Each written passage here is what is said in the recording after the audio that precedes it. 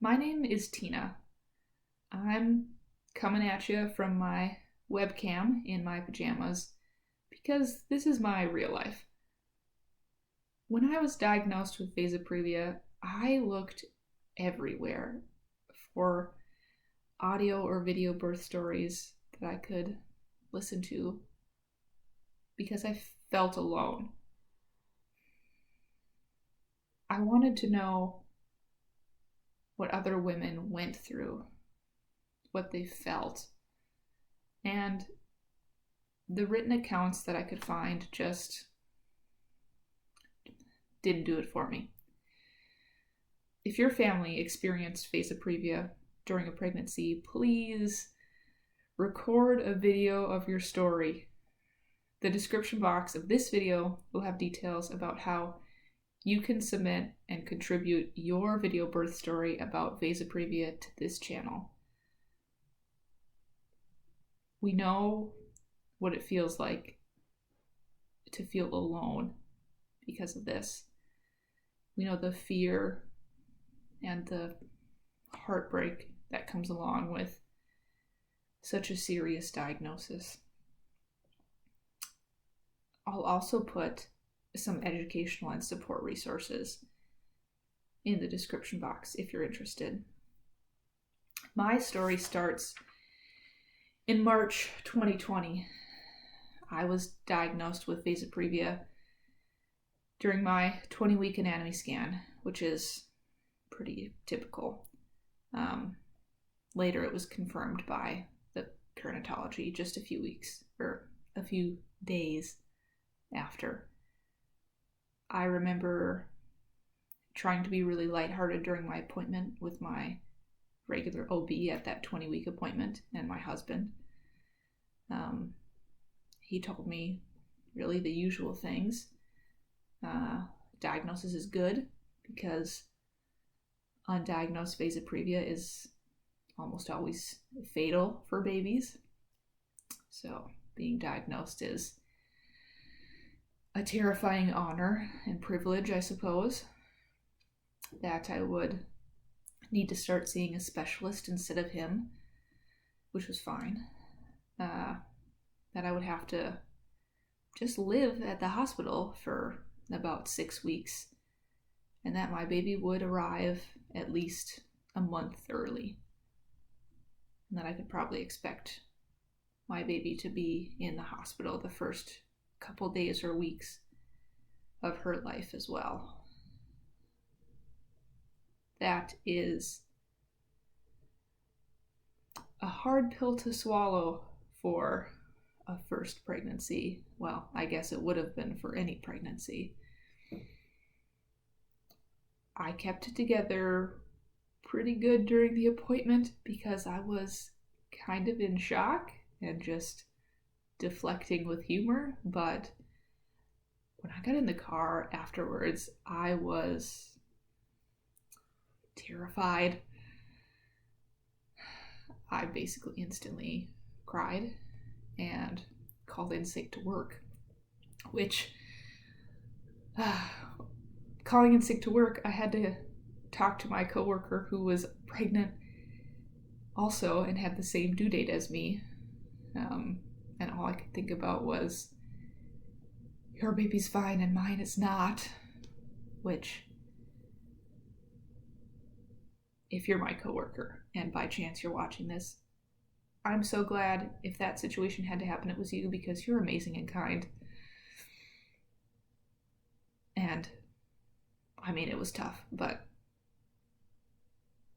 you're amazing and kind. If you're paying attention to the timeline of March 2020, our first positive COVID case in Minnesota was March 5th, 2020. So I actually had to go to all of my perinatology appointments by myself. Because of the stay-at-home orders in Minnesota and because of the new restrictions at clinics to prevent coronavirus spread. The restrictions then were so much stricter than they are now, which is weird, but such is life.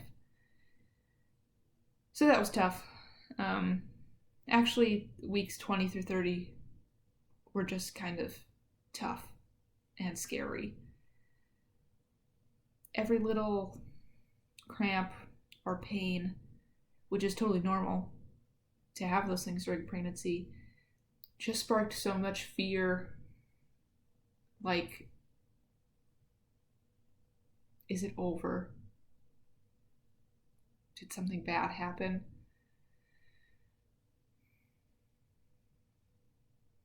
I mean, you go to the bathroom and you basically check every time, and it's just, you feel silly afterwards for being so worried. But I couldn't help it. And nothing ended up happening. I was admitted to a hospital in Minneapolis, Minnesota called the Mother Baby Center when I was 30 weeks plus 2 days.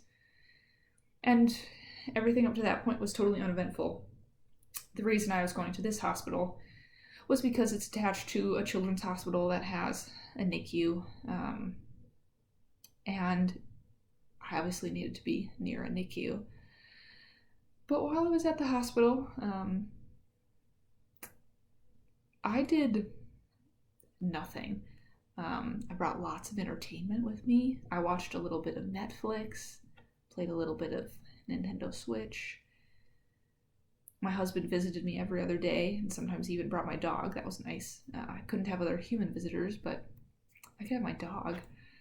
But I slept like the whole time. I don't know if I was feeling really depressed about being there, or if it was truly just helpful to pass the time more quickly. There were some days when I think I legitimately slept like 18 hours. And I know people say that they sleep terrible at the hospital. I can't say my bed was super comfy, but yeah, I slept a lot. And it still felt just like it dragged on so long, confined to my one room. You're not really supposed to walk the halls because of COVID. I could get DoorDash. Thanks, DoorDash, for delivering me Chipotle while I was in the hospital.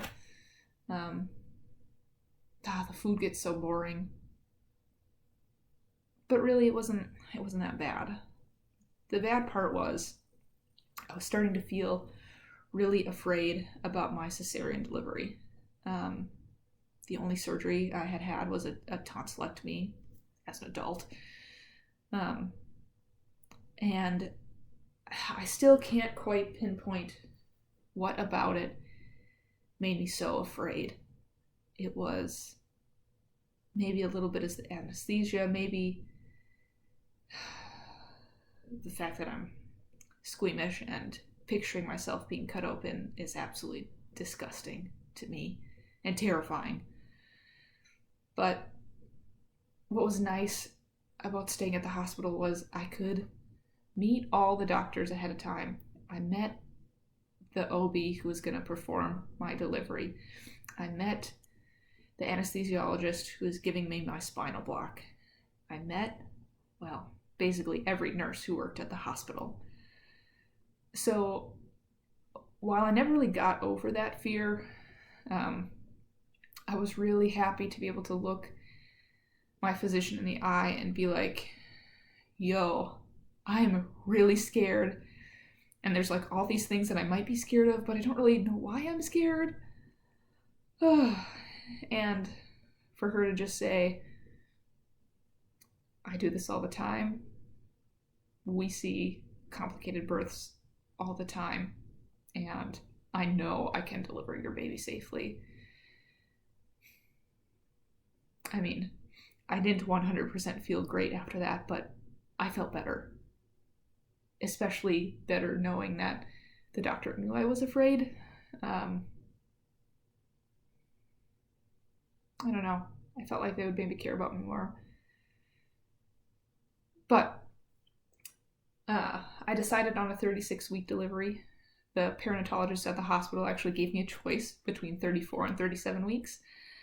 I wanted to go as long as possible, but 37 weeks for some reason sounded so scary that me and my husband decided on 36. It felt right. And I actually didn't have any signs of labor or bleeding the whole 6 weeks I was at the hospital. So it really went pretty good. I got non-stress tests twice a day, sometimes more. I had an ultrasound while I was there. I met with physicians every single day. And, everything went as planned. So on that front, it was pretty good. But I was admitted May 2020. And that's actually when the protests in Minneapolis were happening, which I'm totally fine with the protests and stuff that went down. However, because it's a story about me, this is a story about me. For me to be in the hospital and not really know what was going on, it was scary. My hospital was about 2 blocks away from some of the buildings that were burnt down. The hospital was totally untouched. We had like a cracked window, they told me, but nothing else happened. But I was woke up in the middle of the night by a lockdown announcement. And I don't know why I thought there was someone like breaking into the hospital instantly. I didn't know what was going on outside at the moment. I just was woken up in the middle of the night by the lockdown. So I went to the bathroom in my hospital room and I locked the door. And I thought, okay, well, if something's bad happening, a nurse will come in and tell me. And nobody did. And so I turned on the news from my phone, from my cable app, and learned about what was happening outside and, realized it was not an actual issue at the hospital. So I came out of the bathroom. And then I basically watched on Snapchat stories what was going down. I didn't sleep 18 hours that day because I stayed up all night watching Snapchat. And the part that was scary for me was that the hospital smelled like smoke for like the next 2 days. But so that night and the night after, I would wake up in the middle of the night to like pee and use the bathroom, and my room just smelled like smoke, like burnt rubber. And in the middle of the night, you think it's concerning, like what's happening, what's on fire in the hospital. And nothing was. It's just our air conditioning evidently couldn't filter out all the smoke that was nearby. And I mean, that's obviously not good for people staying in the hospital, but in that moment, waking up in the middle of the night to the lockdown order and the smell of smoke, and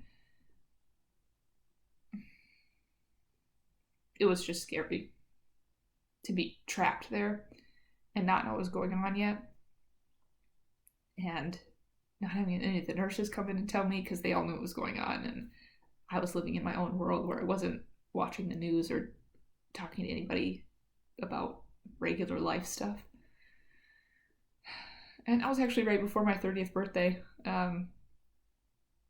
which, given all that, my 30th birthday was actually kind of nice. I ate Santico, which is like a local cheap Mexican food, fast food place that I love, and ate tons of mini bundt cake desserts with my husband. So that was great. I don't have any complaints about my actual birthday. But as my cesarean date was coming closer, I just felt more and more sorry for myself.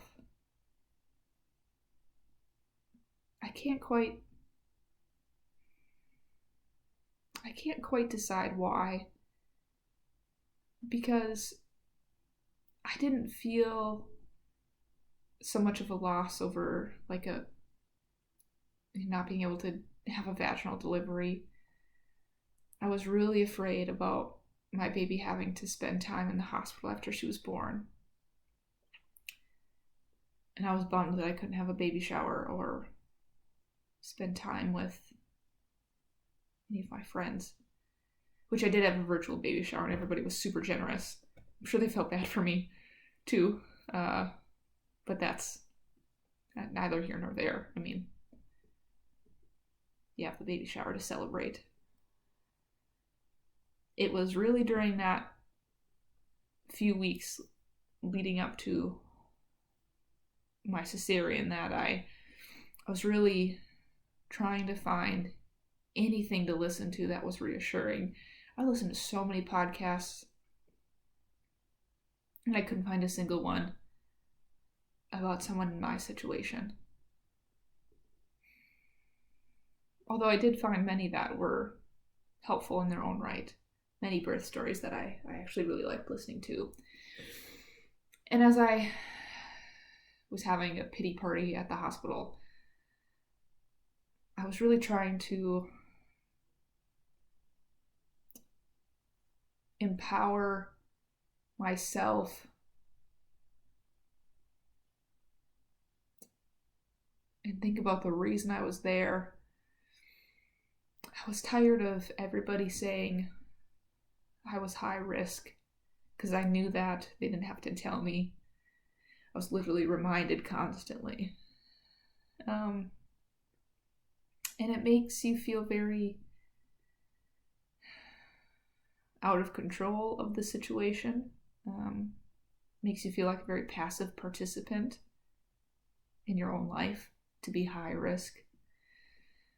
And one of the things I heard in those podcasts was a woman who preferred to use the term high responsibility pregnancy.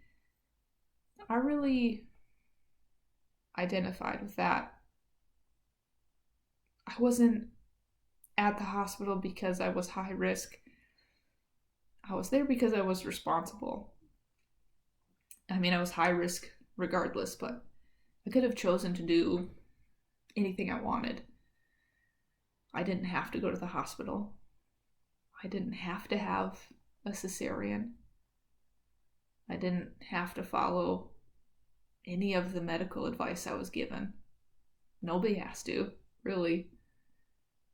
But I felt like I was making a sacrifice because I was responsible, not because I was just at risk. And it's hard to talk about because it feels so true,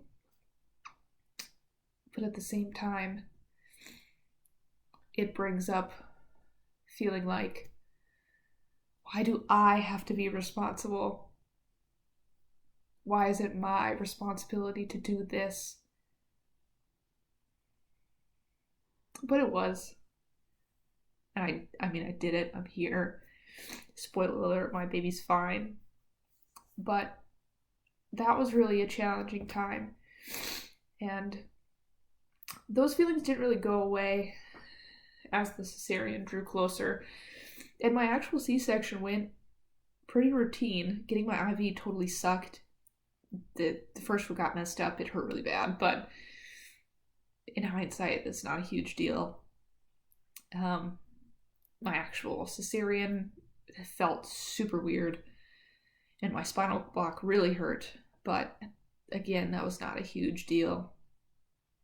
It was what came after it. That was the huge deal.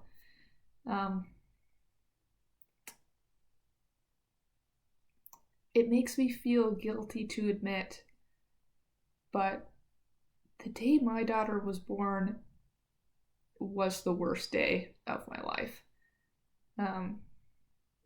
And frankly, it's true. I just need to own it. But after she was born, the cesarean actually went really well. Neither of us lost very much blood. but she was having trouble breathing. And so, I gave her a kiss and they took her away. And it's about 2 p.m. when she was born. And so I spent the next a few hours alone. My husband went with the baby for a while, just to make sure everything was fine. And that's what we agreed upon ahead of time. And I went to the PACU to recover from my cesarean, next to lots of other women who had their babies with them. And I didn't. And so I tried to pump and I waited. And they took me back to my room. Maybe around 9:30, I went to the NICU. And this is where the worst part of my life comes in. Because even though it was really only a couple hour period of the day, I've never felt so bad in my whole life as when I went to the NICU and I visited my daughter, who was born at 5 pounds 7 ounces at 36 weeks. And she was hooked up to a CPAP and had an IV. And her little face was squished. And I couldn't hold her. I just had to look at her.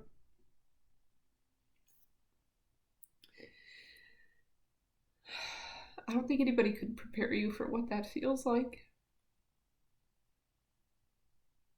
But it feels bad. It feels very bad.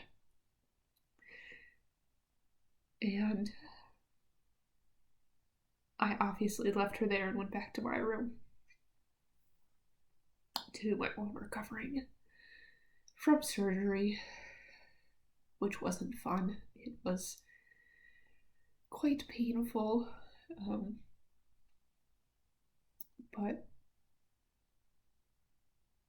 I just wanted to be with her. From there, she needed to be on her CPAP for about a day and a half. And she was on a little bit of oxygen, not even a day. But the big problem was she wouldn't eat. She had a G-tube in. And so they were feeding her donor breast milk. I was pumping every 3 hours and getting nothing. I don't think I made any milk for like the first week. And I met with the lactation consultants and people. I wasn't just, winging it on my own. But by about a week, I was maybe making a tablespoon. And by 2 weeks, I was pumping about 2 ounces per session, 7 or 8 times a day. She ended up being in the hospital for 13 days, which is, I think, on the long end for babies born at 36 weeks, but that is what it is. She ended up being transferred to a children's hospital closer to my home, so I didn't have to drive so far to see her. I visited, every day. We'd go in the morning and stay until the evening. And that's probably the most depressed I've been in my life. Leaving the hospital every day was so difficult.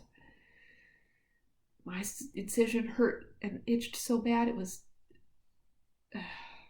didn't make things any easier, to say the least. But combined with pumping so much and not making any breast milk,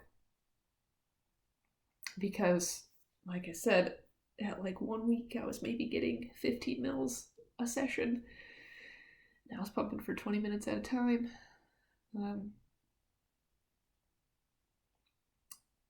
Eventually, I just decided to stay at the hospital 24/7 because that did make me feel a little better. I could feed her overnight, and the big thing was, when you leave your hospital without your baby, you don't really feel like a parent. It was a real, I was going to use French, but I'll say cognitive distance, that I was in the hospital and I had a baby and I went home without one. And yes, like I said, my baby's fine. I had one. She was in the hospital, but that was a hard thing to accept. So I did eventually just end up staying there, and that made me feel a lot better. And she was doing better day by day. When she went home, that was the best day. To finally be done. And at that point, I had been at the hospital, or rather, been dealing with the hospital for 8 weeks.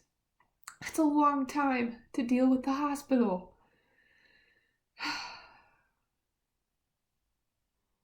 I'm lucky that my baby was perfect.